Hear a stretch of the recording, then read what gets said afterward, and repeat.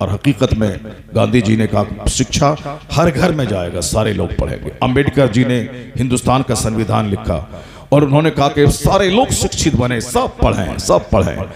America आज दुनिया का बाताज बादशाह है, टेक्नोलॉजी की दुनिया का। उनसे पूछें कि जिसका नाम 800 साल पहले दुनिया नहीं जानती थी, आज ये अमेरिका दुनिया का सबसे पावरफुल मुल्क कैसे बन गया? तो जवाब हर बच्चा देगा कि नॉलेज इज पावर, इल्म ताकत का नाम है जिसने इस मुल्क को ताकतवर बना दिया है। आज रूस यूक्रेन को खाना चाहता है, लेकिन वह यूक्रेन रूस को आंख दिखला रहा है। यूक्रेन के पास वो टेक्नोलॉजी है कि साहब पहले ही वो रूस ही में शामिल था, लेकिन रूस को आंख दिखलाता है यूक्रेन के वैज्ञानिक, यूक्रेन के साइंटिस्ट, यूक्रेन में हथियार का भंडार। आप ये समझ लें कि एक कतरा पानी समंदर को आंख दिखला रहा है। उनसे पूछा जाए कि इतने कमजोर थे तुम, कैसे आंख दिखला रहे हो? तो बोलेगा नॉलेज इज पावर, इल्म ताकत का नाम है, इल्म रोशनी का नाम है। वो जापान जिस पे आज से 70 साल पहले अमेरिका ने 2 बम गिराया, एटम बम और हाइड्रोजन बम, हिरोशिमा पे नागासाकी पे। जापान के 2 बड़े शहर हैं। जिस तरह मैं हिंदुस्तान के 2 बड़े शहरों का नाम लूं, एक बंबई एक दिल्ली, उसी तरह हिरोशिमा और नागासाकी 2 बड़े शहर हैं जापान के। उन दोनों सिटी पे अमेरिका ने बम गिराया। वो अमेरिका जिसने जापान को नेस्तो नाबूद करने के लिए एटम बम गिराया, बहुत सारे लोग मर गए। यहां तक कि उसके जहरीले असरात से आज भी लूले लंगड़े लोग पैदा होते हैं, चूंकि खतरनाक गैस होती है उस बम में। ऐसा नहीं कि बम गिरा वहां से सब लोग दब के मर गए, नहीं, वो ऐसा खतरनाक बम होता है कि उससे वो इलाके की ऑक्सीजन को वह बम खत्म कर देता है, लोग घुट घुट के मरने लगते हैं। उसका जहरीला असर बहुत दिन तक रहता है। इतना खतरनाक बम गिरने के बावजूद उस मुल्क को तो तबाह हो जाना चाहिए, लेकिन आज 70 साल के अंदर जापान अमेरिका से भी ज्यादा ताकतवर मुल्क बन चुका है। सारी दुनिया को अपना माल सप्लाई करता है, कीमती सामान जापान तैयार करता है। उससे पूछा जाए कि तुझे तो मिट जाना चाहिए था, लेकिन तुम आज, तुम्हारी मईशत पूरी दुनिया में स्ट्रांग है, इकोनॉमी तेरी बड़ी मजबूत है, सारी दुनिया में तेरा माल जाता है और सारी दुनिया से करेंसीज तेरे मुल्क में आती है। वो मालदार होता है जो अपना पैसा दे दे के सबका सामान खरीदे, वो तो कंगाल हो जाएगा।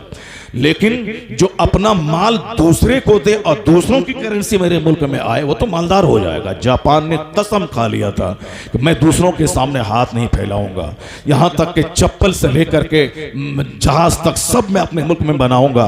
आज वह जापान ताकतवर, मालदार, रिचेस्ट कंट्री ऑफ द मुल्क।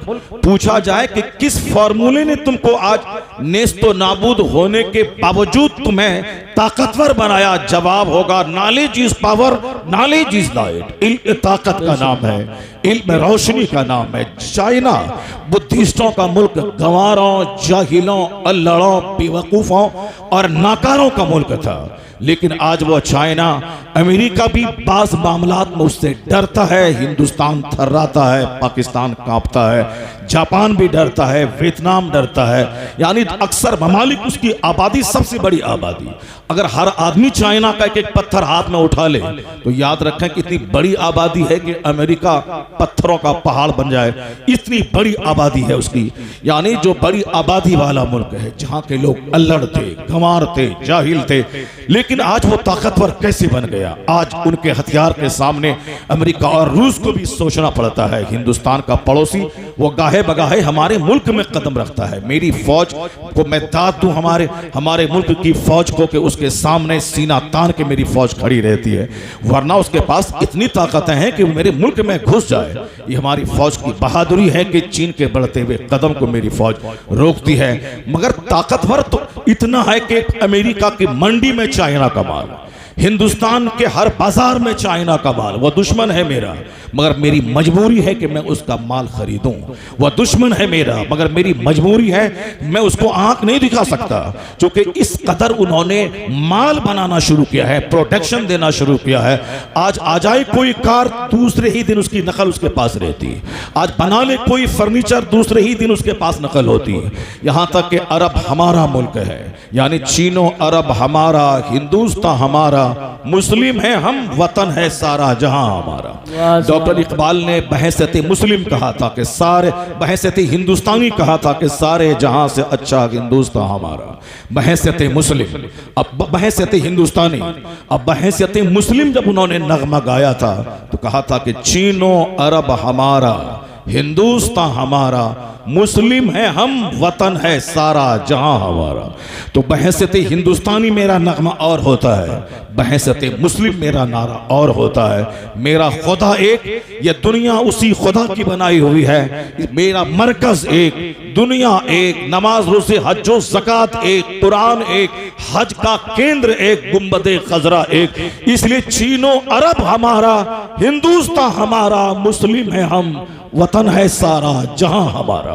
यह दोनों सोच रखनी पड़ेगी। बहैसियत हिंदुस्तानी पाकिस्तान आंख दिखलाए तो आंख निकाल लेंगे, अगर बांग्लादेश मुझको आंख दिखलाए तो बहैसियत हिंदुस्तानी उसके डेने तोड़ देंगे।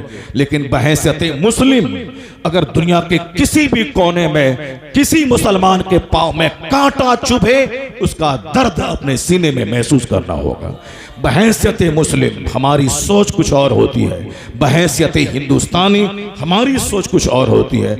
बहैसियत इंसान, बहैसियत हिंदुस्तानी, बहैसियत मोमिन, ये कई हैसियतें हमारी हैं। उसी जहत से सोचना होगा, सिर्फ एक पॉइंट से नहीं। हम बहैसियत मुस्लिम, सारी दुनिया हमारा मुल्क है, पूरी दुनिया मेरे रब की है। मैं सब इंसान की कदर करता हूं, चूंकि मेरे मुस्तफ़ा ने कहा है अल खल्क़ु कुल्लुहुम अयालुल्लाह, मखलूक सारी की सारी अल्लाह का कुंबा है, और तुम में सबसे बेहतर वो है जो अल्लाह के कुंबे से बेहतर सलूक करता हो। भूखा अमेरिका में रहे, उस भूखे का ख्याल करना हमारी जिम्मेदारी है। जैसे पाकिस्तान में ज़लज़ला आता है, हिंदुस्तान से साड़ियाँ जाती हैं, हिंदुस्तान से कपड़े जाते हैं, हिंदुस्तान से राशन जाता है, हिंदुस्तान से माचिस दियासलाई, हिंदुस्तान से गेहूं जाता है। ये बहैसियत इंसानी, बहैसियत इंसान, इंसानियत का मुजाहरा होता है। बाकी रही बात सरहद की सुरक्षा, वो अपनी जगह है। मैं कहना चाहता हूँ कि आज चाइना, हिंदुस्तान पूरी दुनिया की मंडियों पर अपना माल फैला चुका। चाइना ताकतवर क्यों हुआ? उनका जवाब है knowledge is power, knowledge is light. इल्म ताकत का नाम है, इल्म रोशनी का नाम है। ए लड़का, ए लड़का, जरा देखें उसको, कितनी बदतमीजी है। इतने उलमा बैठे हैं, वो मोबाइल चलाते हुए बाहर जा रहा है। बेहयाई और बेशर्मी की हद हो गई यार। जलसा कभी कभी होता है, इसलिए हमारे आज माँ बाप बदतमीज बच्चे पैदा कर रहे हैं। बुजुर्गों ने कहा है कि अखीर जमाने में माँ के पेट से कुत्ता पैदा होगा, यानी नाक नक्शा उसका रहेगा इंसान जैसा, खसलत कुत्तों जैसी होगी, कैरेक्टर कुत्तों जैसा होगा। यानी एहतराम मस्जिद का तो मस्जिद के दरवाजे पे नाचेगा वो बच्चा, एहतराम मदरसे का तो मदरसे के दरवाजे पे डांस करेगा वो, एहतराम जलसे का वो सिनेमा हॉल में 3 घंटे गुजारेगा, मगर जलसे में उसको 3 घंटे गुजारना उसके लिए बोझ हो जाएगा। जब से मस्जिदें वीरान हुई, मदरसा वीरान हुआ, जलसे वीरान हुए, अल्लाह ने मेरी जिंदगी को वीरान कर दिया। मेरी जिंदगी से सुकून खत्म हो गया, मेरी जिंदगी से चैन खत्म हो गया। अपने बच्चों को जमीन मकान बाद में देना, पहले उसे डिसिप्लिन सिखाओ कि जलसों में कैसे बैठा जाता है, आलिमों के सामने कैसे रहा जाता है। इन काफिरों से सबक सीखो। हिंदुस्तान का प्रधानमंत्री होने के बावजूद एक छोटे से मंदिर का शंकराचार्य उसका वो चरण छू लेता है, उसका हाथ अपने सर पे रख के आशीर्वाद लेता है। अपने सीएम से जाके पूछो, वह खुद एक मंदिर का महंत है, उसके बावजूद शंकराचार्य का पांव छू लेता है, उनकी चप्पलें सीधी कर देता है। यानी चाहे किसी भी कुर्सी पर बैठे, मगर धार्मिक गुरु का एहतराम उनसे कोई सीखे। ये अदब मैंने दुनिया को सिखाया था। बाप का एहतराम, ज़ईफों का एहतराम, आलिमों का एहतराम, मजलिसों का एहतराम, मस्जिद का एहतराम, मदरसे का एहतराम, हमने डिसिप्लिन सबको सिखाया। तो दूसरे हमसे डिसिप्लिन लेके इंसान बन गए और हम उनकी बदतमीजी लेके हैवान और जानवर हो गए। एक लम्हे फिक्रिया है ये। बुजुर्गों ने कहा आखिर जमाने में माँ के पेट से कुत्ता पैदा होगा, वह जबान से दूसरों को कष्ट देगा, वो अपने पलान से दूसरों को तकलीफ पहुंचाएगा। वो रहेगा इंसान, मगर उसके दिल में एक ही तड़प रहेगी कि मैं कैसे उसको नोच लूं, मैं कैसे उसको खा लूं, मैं कैसे उसको तबाह कर दूं। यानी इंसान की सूरत में दरिंदा और भेड़िया होगा। आदमी वही है जिसकी निगाहें शर्म से झुकी हों, जिसके सीने में दूसरों की हमदर्दी हो, जिसका हाथ उठे तो दूसरों दूसरों को फायदा पहुंचाए, जिसकी जबान खुले तो दूसरों को फायदा पहुंचाए। यानी इंसान की तारीफ है कि जबान खुले तो दूसरों को लाभ मिले, हाथ उठे तो दूसरों को लाभ मिले, और फिर प्लान बनाए तो दूसरों को लाभ मिले, अपनी एक्टिविटी से दूसरों को तकलीफ ना पहुंचे।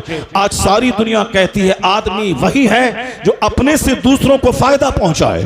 तो जहां हिंदुस्तान, अमेरिका, चाइना के दानिश्वर ने इंसानियत की तारीफें की है, हुजूर की वो हदीस पढ़िए 1400 साल पहले पैगंबर आजम ने क्या कहा, खैरुन नास मय्यनफउन नास, यानी लोगों में सबसे बेहतर वो है जो दूसरों को फायदा पहुंचाने वाला हो, जो दूसरों को लाभ पहुंचाने वाला हो। The best among you is one who is profitable for other, यानी तुम में सबसे अच्छा वो है जो दूसरों को लाभ पहुंचाने वाला हो।